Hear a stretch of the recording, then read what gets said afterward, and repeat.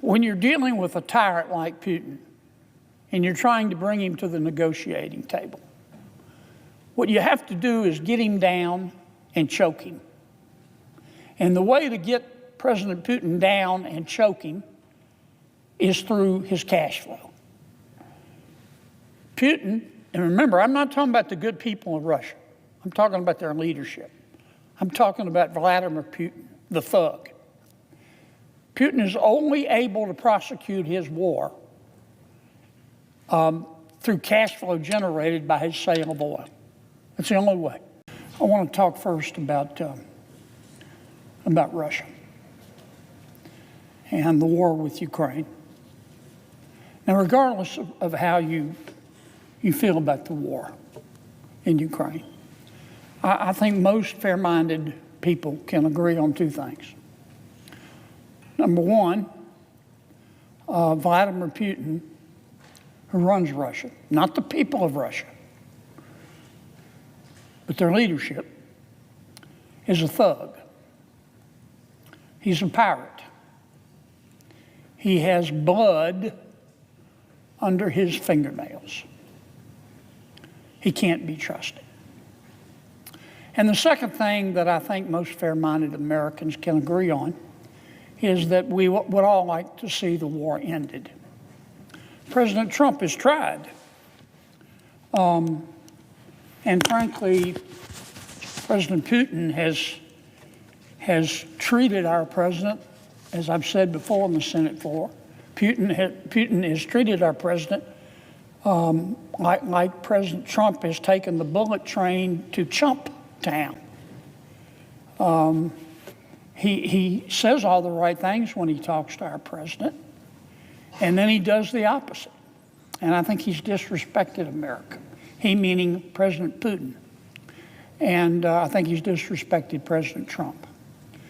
I think Ukraine is willing to negotiate a reasonable settlement.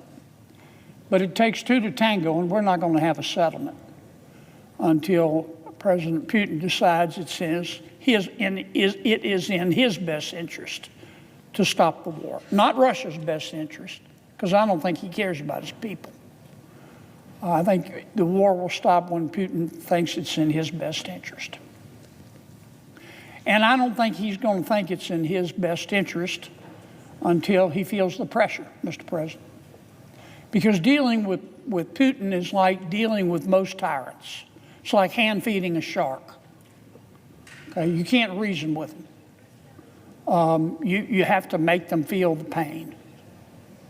A lot of people think of Russia and think of Putin as this gigantic country with a lot of wealth and power, and that's not really the case, Mr. President. Yes, they have nuclear weapons, but actually the Russian economy is pretty small. The Russian economy, for example, the European economy is about $50 trillion. That's their GDP. The Russian economy is only about $2 trillion. New York State in America has a bigger economy than Russia. And I think we need to keep that in mind. Russia's economy is also not terribly diversified. It's mostly oil. Putin relies on oil revenues for about a third of his budget. Now, why am I saying all this? Because the Russian economy is not in great shape, Mr. President. They're spending almost all of their money, about 7% of their GDP, to fuel their war machine. And the Russian economy wasn't that great, frankly, to begin with. And if you sit down and just look at the numbers and the statistics, you will see that the Russian economy, at one point, inflation was through the roof. At one point, I think they had 21% inflation.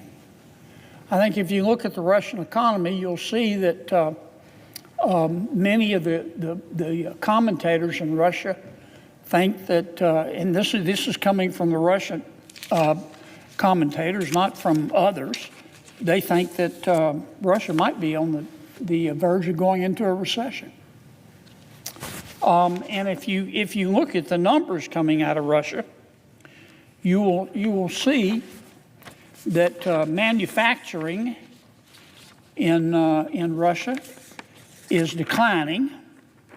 You will see a lot of the consumers, ordinary people in Russia, tightening their belts. Inflation, which I alluded to, Mr. President, remains high. And the Russian budget is strained. The price of oil is down. Remember, I said Putin depends on oil for about 30% to a third of his revenue, and the price of oil is down.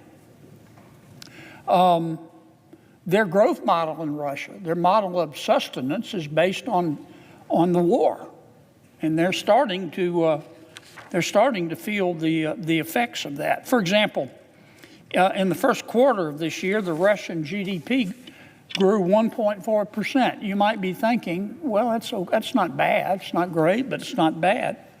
The fourth quarter of 2024, though, if you look at the numbers, the Russian economy grew 4.5%.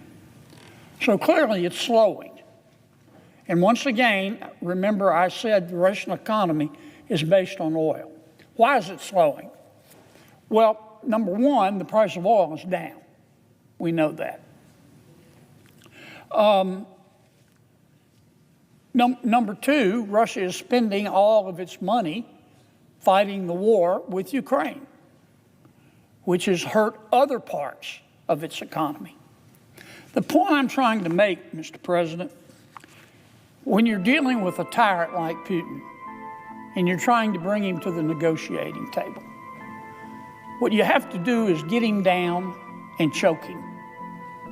And the way to get President Putin down and choke him is through his cash flow. Putin, and remember, I'm not talking about the good people of Russia. I'm talking about their leadership. I'm talking about Vladimir Putin, the thug. Putin is only able to prosecute his war through cash flow generated by his sale of oil. That's the only way. Without that cash flow from oil, he can't continue. We need to cut off his money. We need to cut off his sale of oil. Now, we already have sanctions on Russia, and Europe has sanctions on Russia.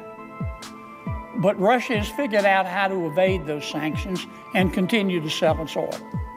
For example, India is buying a lot of Russia's oil. China is buying a lot of Russia's oil. But we can stop that. We have a bill, 87 of us have signed on, that would apply what's called secondary sanctions on Russia. And not only our bill would not only sanction Russia and its sale of oil, but it would sanction everybody who buys Russian oil. Big difference. Big difference. It would say to those who want to buy Russian oil, if you want to buy Russian oil, have at it. Knock yourself out.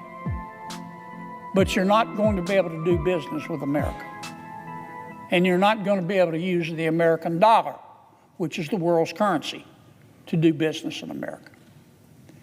It will put Putin on his knees within 3 months. And he won't have any choice but to come to the bargaining table. Now, President Trump's been very patient. President Biden, he wasn't patient. He was giving. I remember when President Biden said to Putin, well, you know, we don't want you to go into Ukraine, but if it's just a little excursion, it might be okay. I remember that. What do you think Putin did? Remember, hand feeding a shark? He went right into Ukraine. President Trump, on the other hand, has really tried to be rational and negotiate with Putin and say, look, we need to have an amicable solution to satisfy both sides.